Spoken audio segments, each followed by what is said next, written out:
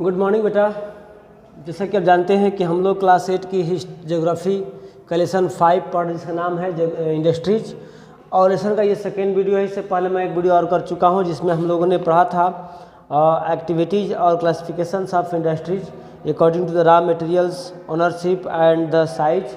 तो आज हम बात करते हैं नेक्स्ट पॉइंट की। जो पॉइंट है सबसे इम्पोर्टेंट पॉइंट हो सकता है factors affecting locations of industries, यानी कौन कौन से फैक्टर है, इंडस्ट्रीज कहाँ सेटअप होती है और इंडस्ट्री के सेटअप होने में कौन कौन से पॉइंट जो है मेन इंपॉर्टेंट अपना रोल प्ले करते हैं, या क्या क्या चीज़ है, कौन से फैक्टर हैं जो इंडस्ट्री को सेटअप होने में वो अपना रोल प्ले करती हैं।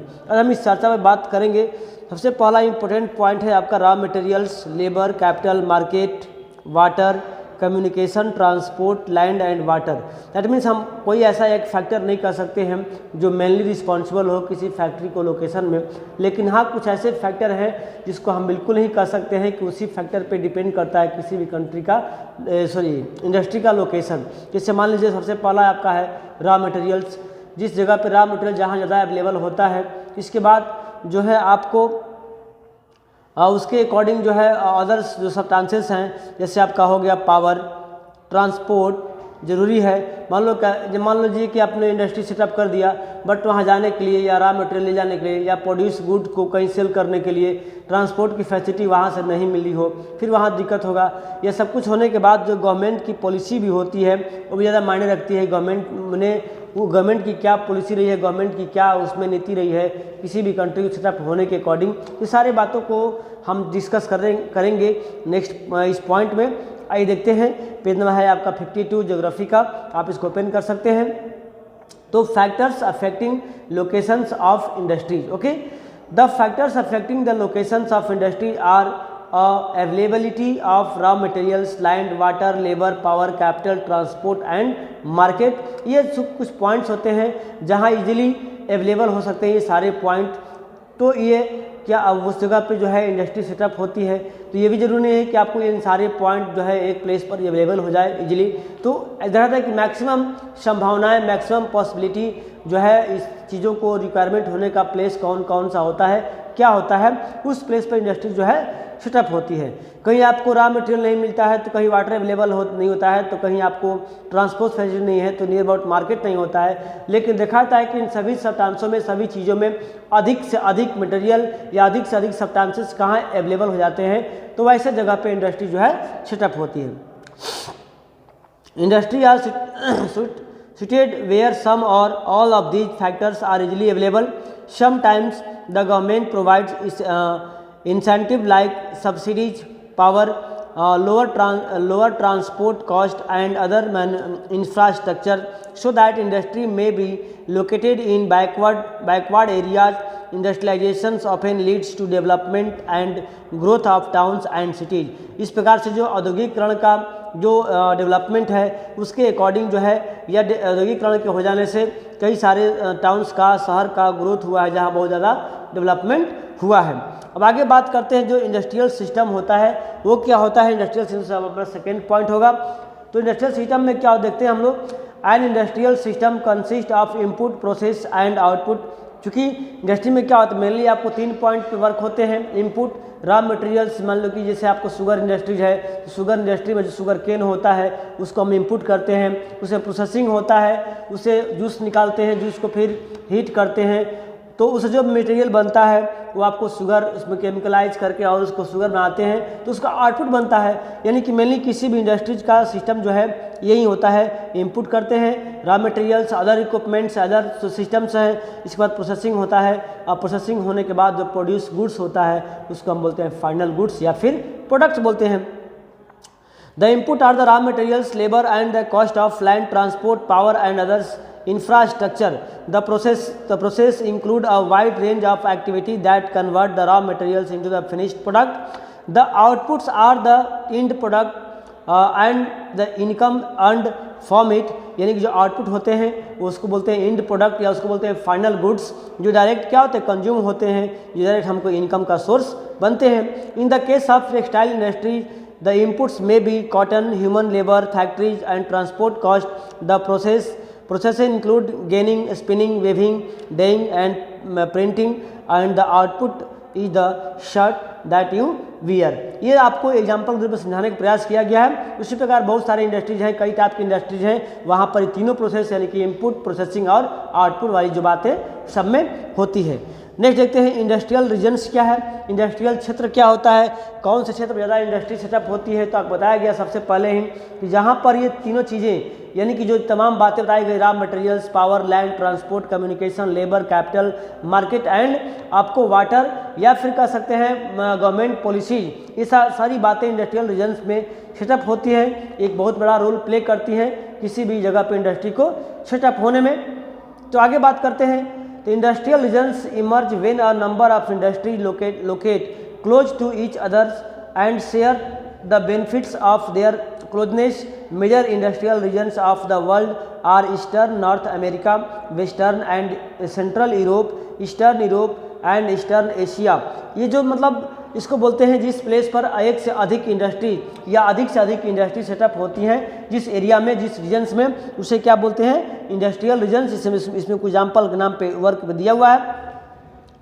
The major industrial regions tend to be located in the temperate area near sea port and specially near coal field, यानी कि वैसे रीजन जहाँ पर ज़्यादा अवेलेबल होता है। मैंने पहले भी कहा था आप लोगों को कि जहाँ इनकी बेसिक रिक्वायरमेंट जैसे रॉ मटेरियल हो गया, पावर एनर्जी हो गया, या अदर सब्सटेंसेस जहाँ मिल जाते हैं, जहाँ अवेलेबल होते हैं, उसी जगह पे क्या होता है, इंडस्ट्रीज को सेटअप किया जाता है। और जहाँ एक से एक अधिक से अधिक इंडस्ट्री सेटअप होते हैं जिस एरिया में, उसे बोलते हैं इंडस्ट्रियल रीजन या industrial setup. India has several industrial regions like Mumbai, Pune clusters, Bangalore, Tamil Nadu regions, आपको ये यहाँ पर अधिक से अधिक आपको इंडस्ट्री सेटअप देखने को मिलता है। हुगली रीजन्स भी है, अहमदाबाद, बड़ोदरा रीजन्स, छोटा नागपुर इंडस्ट्रियल बेल्ट, ये जो इंडस्ट्रियल बेल्ट है यहाँ बहुत सारे इंडस्ट्री सेटअप हुए हैं। आपको विशाखापट्टनम, गुंटूर बेल्ट, नेक्स्ट है गुड़गांव, दिल्ली, मेरठ रीजन्स, ये सब जो हमारे कंट्री में तमिलनाडु, कोल्लम जो इंडस्ट्रियल रीजन के रूप में है, जहाँ एक से बढ़कर के एक इंडस्ट्री जो यहाँ पर सेटअप हुए हैं। तो आप इसको देख सकते हैं, इसको पढ़ सकते हैं आप लोग। ओके, अब नेक्स्ट पॉइंट हमारा है डिस्ट्रीब्यूशन ऑफ मेजर इंडस्ट्रीज। तो हम इसको देखते हैं नेक्स्ट पॉइंट में, आइए देखते हैं। तो हमारा नेक्स्ट पॉइंट हमारा है आपका डिस्ट्रीब्यूशन ऑफ मेजर इंडस्ट्रीज। इसमें देखते हैं the world major industries are the iron and steel industries, the textile industries and the formation technology industries. The iron and steel industry, textile industry are the older industries, while information technology is an emerging industries। यानी कि industry बात करते हैं पूरे country में जो heavy industries है, जैसे आपका आयरन हुआ, आयरन स्टील हो गया, टेक्सटाइल इंडस्ट्रीज है, वो हमारे वर्ल्ड का पूरा मतलब ओल्डेस्ट इंडस्ट्री में से आता है। लेकिन जो थर्ड है आपका इंफॉर्मेशन टेक्नोलॉजी इंडस्ट्रीज, जो एक नए युग का एक आधुनिक इंडस्ट्रीज के रूप में इमर्ज हो रहा है। तो हम बात करते हैं the country in which iron and steel industry is located in Germany, USA, China, Japan and Russia. Textile industry is concentrated in India, Hong Kong, South Korea, Japan and Taiwan। यानी कि देखिए सब सिंपल चीज़ है, आप लोग भी इसको आराम से आसानी से पढ़ सकते हैं, समझ सकते हैं। ये ज़्यादा मैं डिफ़िकल्ट वर्ड नहीं दिया है, इसमें थोड़ा तेज़ी से चलूँगा क्योंकि आपका कोर्स बहुत डिले हो चुका है। The major hubs of information technology industry are the Silicon Valley of Central California and the Bangalore regions of India। यानी कि यहाँ पर जो है टेक्नोलॉजिकली जो टेक्सटाइल है या फिर इंडस्ट्रीज है ज़्यादा डेवलप है, इस्टेब्लिश है। तो हम बात करते हैं सबसे पहला सबसे ओल्ड जो है आयरन एंड स्टील इंडस्ट्रीज का, हमारे कंट्री में कहाँ कहाँ है, किस किस प्लेस पर है, और इसका कंट्री के जो जीडीपी में कितना कंट्रीब्यूशन है और कब से स्टार्ट हुआ है, इसको हम देखेंगे इस इंडस्ट्री के माध्यम से। Like other industries, iron and steel industry to comprise various inputs, process and outputs. This is a feeder industries whose products are use to raw materials for their industries. यानी कि ये इसको बोलते हैं हैवी इंडस्ट्री के अंदर आ जाता है। इसमें भी आपको इनपुट, आउटपुट और प्रोसेसिंग की प्रक्रिया जो होती हैं, और ऐसे इंडस्ट्री जो प्रोड्यूस करते हैं वो रॉ मटेरियल यूज करते हैं अदर इंडस्ट्री के लिए। The inputs of the industries include raw material such as iron ore, coal and limestone along with labour, capital, site and other infrastructure से भी यूज होता है। The process of converting iron ore into the steel involves many stages. The raw materials is input in the blast furnace where it is undergoes smelting it is the then refined the output obtained is the steel which may be used by others industries as a raw material. That means हम simply बात समझते हैं कि इसमें क्या होता है कि एक लंबा प्रोसेस होता है। सबसे पहले आयरन ओर को माइनिंग प्रोसेस से निकाला जाता है, फिर इसको रिफाइंड की जाती है, इसको अलग अलग स्मेल्ट करके अलग अलग तरीके से इसको इसको कैरी करते हैं, इसको रिफाइंड करते हैं, फिर रिफाइंड करने के बाद जो मटेरियल प्राप्त होता है स्टील या आयरन, ये as a raw material use होता है अदर इंडस्ट्रीज के लिए। ठीक है, तो हम इसको देखेंगे।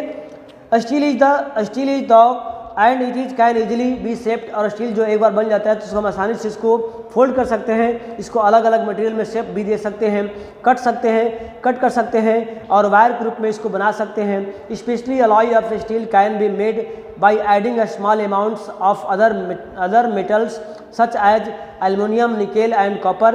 Alloy gives steel unusual hardness and tautness and liability to the resist rust, यानी कि इससे जो इसको मतलब मैन्युफैक्चर बनाते हैं अलग अलग चीज़ों को मिला करके, इसमें एल्युमिनियम, निकेल, कॉपर जो है इसमें यूजुअली मिक्सअप की जाती है अलग अलग चीज़ों को मैन्युफैक्चर करने के लिए। Steel is often called the backbone of the modern industries, और स्टील जो होता है आज मॉडर्न आधुनिक इंडस्ट्रियों का बैकबोन यानी कि मतलब मेन सब्सटेंस कर सकते हैं। Almost everything we use either made of iron और स्टील और has been made of the tools and machinery of these metals. Ship, trains, trucks and autos are made largely of steel, यानी कि जो steel होता है आज हमारे industry में सबसे अधिक यूज होने वाला सब्सटेंसेस है और एक तरह से इंडस्ट्री का बैकबोन की तरफ काम करता है। जो भी चीज़ हम देखते हैं, जो भी हम यूज करते हैं, चाहे वो शिप हो गया, ट्रेन हो गया, ट्रक हो गया, ऑटोज हो गया, ये अदर चीज़ होता है, उसमें कहीं ना कहीं जो स्टील जो है मिक्सअप से बनाए जाते हैं। इवन द सेफ्टी पिन्स, इन सब जब सेफ्टी पिन्स होता है, इंडील्स होता है, you use the made from steel से बने होते हैं। Oil wells are drilled with the steel machinery. Steel pipeline transport oil minerals are mined with steel equipments. Farm mechanism machines are mostly steel. Large buildings have steel framework. यानी means steel का उपयोग यह बताने का प्रयास किया गया है कि कितना जगह कहाँ मतलब इसका उपयोग होता है। That means in each and every place जहाँ हम बात कर सकते हैं वहाँ स्टील का उपयोग होता है। आप अपने घर में देखेंगे आप लोग तो मैक्सिमम जो आपके किचन किट्स होते हैं या फिर दरवाजे के जो बॉर्डर्स होता है या फिर जो फ्रेम होता है, तो मैक्सिमम चीज़ आपको स्टील के दिखाई देंगे, जो कि सबसे मतलब कह सकते हैं कि इसका मैक्सिमम उपयोग जो है होने लगा है या होता है। तो आते हैं हम तो देखते हैं इसकी हिस्ट्री में कि आखिर ये स्टील इंडस्ट्री कब सेटअप हुआ था और इसका हम लोग उपयोग कब से करते चले आ रहे हैं। Before 1800 AD iron and steel industry was located where the raw materials, power supply and running water are were easily available. यानी कि 1800 AD की बात की जा रही है कि आयरन स्टील इंडस्ट्री वहीं सेटअप होते हुआ करते थे जहाँ पर रॉ मटेरियल्स, पावर सप्लाई और रनिंग वाटर आसानी से इसको अवेलेबल हो जाती थी। Later the ideal locations of industry was near coal field and close to the canals and railways। लेकिन बाद में चलकर कि इंडस्ट्री का प्लेस जो चेंज हो गया, ये वहाँ हो गया जहाँ पर कैनाल्स के माध्यम से इसको वाटर सप्लाई, रेलवे ट्रांसपोर्ट के लिए इजीली जो है अवेलेबल हो जाता था। After 1950 iron and steel industries began to located on large area of the flat land near seaport। देखा गया बाद में 1950 के आसपास बाद में कि स्टील इंडस्ट्री वहाँ सेटअप की गई जहाँ पर इसके लिए लार्ज एरिया जो है मिल जाती है और नियर में आपको सी पोर्ट है, चूँकि फॉरेन कंट्री से ट्रांसपोर्ट करने के लिए, एक्सपोर्ट इंपोर्ट करने के लिए जो है उनको अवेलेबल हो जाता है। This is because this time steel works and become very large and iron ore had been imported from the overseas। यानी कि इसमें जो माध्यम से है कई सारे इनपुट्स जो हैं हम लोग अदर्स कंट्री को सेल करते हैं या इंपोर्ट करते हैं, इसलिए अधिकांश जो है आपको इंडस्ट्री देखी जाती है कहाँ पर, सी पोर्ट के नियर अबाउट में, जहाँ पर सी पोर्ट जाने के लिए आपको ट्रांसपोर्ट की फैसिलिटी अवेलेबल है। In India iron and steel industries है develop taking advantage of raw materials, cheap labour, transport and market. यानी कि अब जहाँ वहाँ ज़्यादा अवेलेबल होता है जहाँ पर रॉ मटेरियल्स सस्ते दाम पे, लेबर्स और ट्रांसपोर्ट की फैसिलिटी या मार्केट भी अवेलेबल हो जाता है। All the important steel producing centre such as the Bhilai, Durgapur, Burnpur, Jamshedpur, Rourkela, Bokaro and situated in the regions that spreads over 4 state यानी कि ये 4 स्टेटों में, जैसे आपका वेस्ट बंगाल, झारखंड, उड़ीसा एंड छत्तीसगढ़ में जो है अधिक से अधिक जो है आपको आयरन एंड स्टील इंडस्ट्रीज का सेटअप है, क्योंकि वहाँ पर आपको इजीली कोल मिल जाता है, वाटर मिल जाता है और रॉ मटेरियल भी अवेलेबल हो जाते हैं। और सस्ते दरों पे जो लेबर्स है झारखंड वगैरह से, बिहार वगैरह से इजीली वहाँ पर अवेलेबल हो जाते हैं। तो इस प्रकार से बात कर सकते हैं। आपका Bhadravati, Vijayanagar in Karnataka, Visakhapatnam in Andhra Pradesh, Salem in Tamil Nadu are the other important steel centre utilizing local source resources. India's steel productions increased from 1 million ton in 1947 to 30 million ton in 2002।